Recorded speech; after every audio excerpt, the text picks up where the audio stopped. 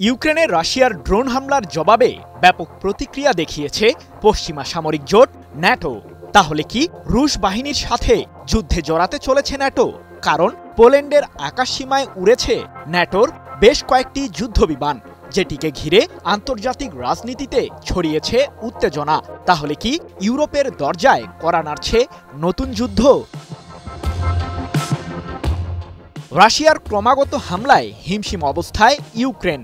এক রাতেই ইউক্রেনকে লক্ষ্য করে প্রায় ৬৫৩টি আত্মঘাতী ড্রোন এবং ৫১টি ক্ষেপণাস্ত্র ছুড়েছে রাশিয়ার সামরিক বাহিনী, যেগুলোর মধ্যে ১৭টি ব্যালিস্টিক মিসাইল ছিল।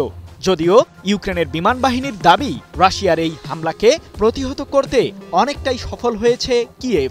৬ ডিসেম্বর এক প্রতিবেদনে বিষয়টি নিশ্চিত করেছে অস্ট্রেলিয়ার সংবাদ মাধ্যম এবিসি নিউজ।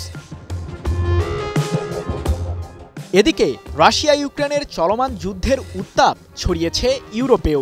নিজেদের আকাশসীমাকে নিরাপদ রাখতে ন্যাটোভুক্ত দেশ পোল্যান্ড মোতায়েন করেছে বেশ কয়েকটি যুদ্ধবিমান।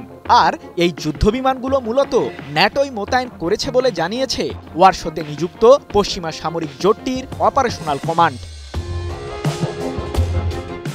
পুরো পোল্যান্ডের বিমান প্রতিরক্ষা ব্যবস্থাগুলোকেও সর্বোচ্চ সতর্কতায় রাখা হয়েছে, এমনটি জানিয়ে ন্যাটোর অপারেশনাল কমান্ড নিশ্চিত করেছে যে নিজেদের প্রতিরক্ষার জন্যই মূলত এই ধরনের পদক্ষেপ নেওয়া হয়েছে।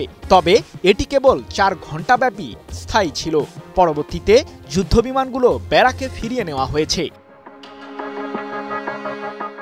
কিন্তু পোল্যান্ডের আকাশে হঠাৎ করেই কেন যুদ্ধবিমান পাঠালো ন্যাটো? চলতি বছরের সেপ্টেম্বরে আন্তর্জাতিক আইন ভঙ্গ করে পোল্যান্ডের আকাশসীমায় রুশ ড্রোন ঢুকে পড়ার অভিযোগ তোলে ন্যাটো।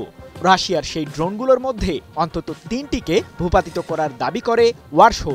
এ প্রসঙ্গে সে সময় পোল্যান্ডের প্রধানমন্ত্রী ডোনাল্ড টাস্ক বলেছিলেন, আমাদের আকাশসীমায় রাশিয়ার ছোড়া ১৯টি ড্রোন অনুপ্রবেশের তথ্য পাওয়া গেছে, যার কারণে দ্বিতীয় বিশ্বযুদ্ধের পর সবচেয়ে বেশি সংঘাতময় পরিস্থিতি বিরাজ করছে পোল্যান্ড ও রাশিয়ার মাঝে।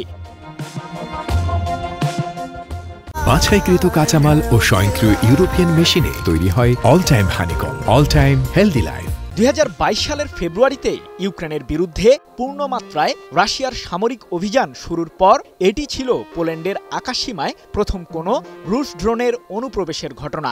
যদিও এই ঘটনাকে কেবলই গুজব বলে উড়িয়ে দিয়েছে মস্কো। সৃজন মাহমুদ, নিউজ 24।